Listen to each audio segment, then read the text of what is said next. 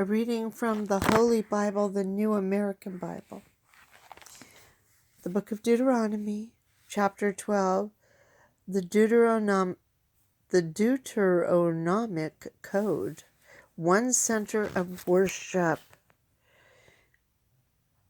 These are the statutes and ordinances which you must be careful to observe in the land which the Lord, the God of your ancestors, has given you to possess throughout the time you live on its soil.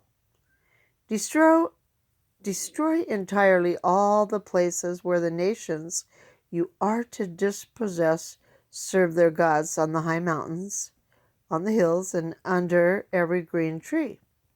Tear down their altars, smash their sacred pillars, burn up their Asherahs, and chop down the idols of their gods, that you may destroy the very name of them from that place. That is not how you are to act toward the Lord your God. Instead, you shall seek out the place which the Lord your God chooses out of all your tribes and designates as his dwelling to put his name there. There you shall go, bringing your burnt offerings and sacrifices, your tithes and personal contributions, your votive and voluntary offering, and the firstlings of your herds and flocks. There too, in the presence of the Lord your God, you and your families shall eat and rejoice in all your undertakings in which the Lord your God has blessed you. You shall not do as we are doing here today, everyone doing what is right in their own sight, since you have not yet reached your resting place, the heritage which the Lord your God is giving you.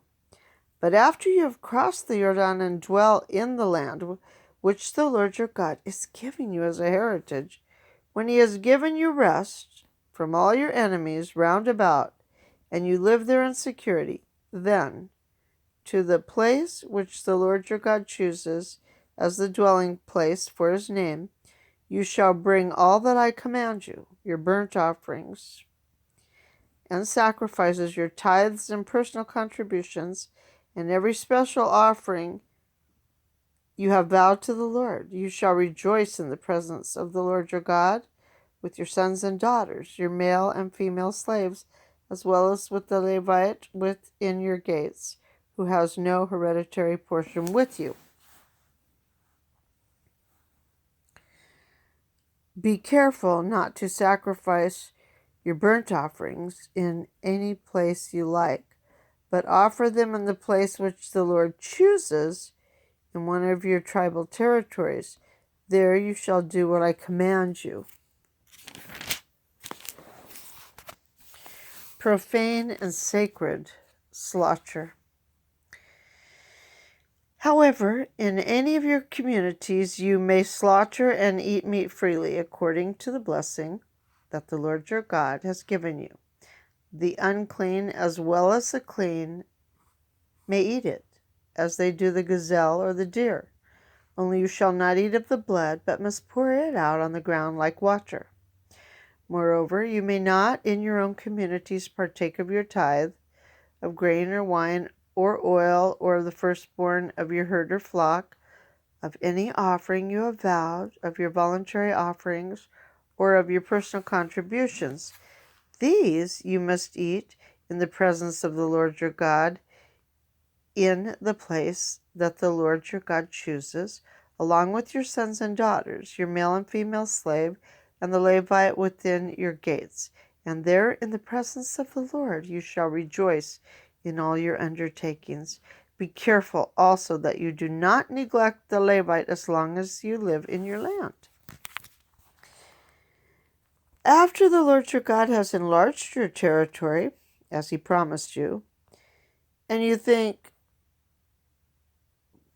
I will eat meat, as it is your desire to eat meat, you may eat it freely.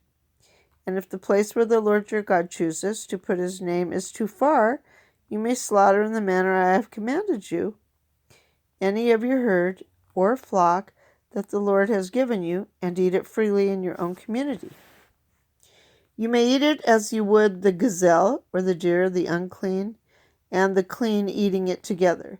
But make sure that you do not eat of the blood, for blood is life. You shall not eat that life with the flesh. Do not eat of the blood, therefore, but pour it out on the ground like water. Do not eat of it, that you and your children after you may prosper for doing what is right in the sight of the Lord.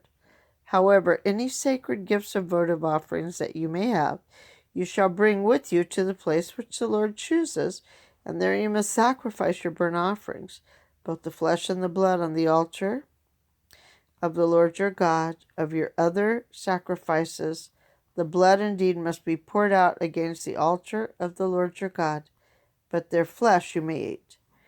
Be careful to heed all these words I command you today, that you and your descendants after you may forever prosper, for doing what is good and right in the sight of the Lord your God. Warning against abominable practices.